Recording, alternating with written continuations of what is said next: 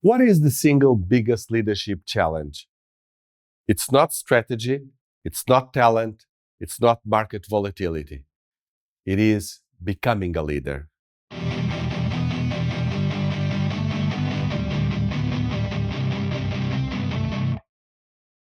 Before you can lead others, you must lead yourself into becoming a leader. And that process has three dimensions: identity, competence, attitude. Miss one, and leadership becomes performance. Let's start with identity. Let's be precise. Leadership identity is not something you have. It's something you develop. You don't wake up and suddenly believe you are a leader. Belief comes later. It comes from evidence. Here's how it works. You act differently, you take responsibility differently, you make decisions differently. And the environment responds to that. People start treating you as a leader. And that feedback stabilizes your identity. This is not linear, it's circular. Your identity shapes your behavior. Your behavior produces results. Results generate validation. Validation strengthens identity. And then, stronger identity makes disciplined behavior easier. This is why self-leadership matters. Because you have to enter the loop before you feel ready. If you wait for confidence, you delay becoming. You don't think your way into leadership. You behave your way into it. And then you reflect your way through it until identity catches up.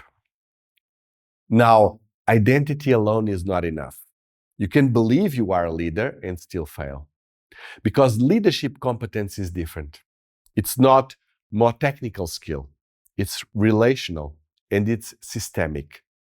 You deliver results through people, not through your own output. So competence looks different.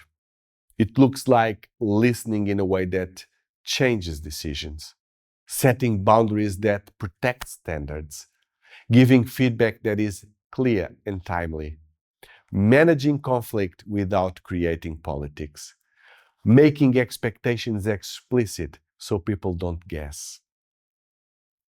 And there's another layer: cognitive competence, seeing patterns instead of isolated problems, anticipating consequences, holding tension long enough to decide well. Now, notice something. Competence also feeds identity. If you don't see yourself as a leader, you avoid practicing these skills, especially the uncomfortable ones. But when you practice them, you get results: better clarity, more trust, better execution. And those results strengthen identity. So again, you act, you learn, you improve, results appear, confidence grows, identity stabilizes. Now, we go to the core stabilizer: attitude. This is where most leaders fail. Not because they don't know what to do, but because they don't sustain it under pressure. Attitude is not personality, it is a stance. And the core stance is accountability, full accountability, radical accountability. This means you don't outsource responsibility. You don't blame context first. You don't hide behind complexity. You don't avoid decisions. You take ownership, especially when it's uncomfortable. Because this is what stabilizes behavior. Without this attitude, identity collapses under pressure and competence becomes inconsistent. You know what to do, but you don't do it when it's hard. You delay feedback. You soften boundaries. You take work back. You protect yourself instead of the system. Attitude is what keeps leadership behavior stable when pressure increases. Now, integrate everything. Becoming a leader is not a step, it's a cycle. You act as a leader, you get results, you receive feedback, you reflect, you adjust, your identity shifts. your competence grows, your accountability deepens, and then you repeat. Self-leadership is managing this cycle deliberately. Here's what it looks like in practice. A new manager sees someone underperform. Old identity says, fix it.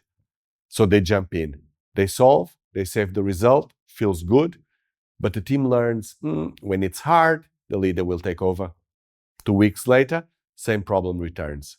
Now the manager is overloaded, frustrated, more controlling, trust drops.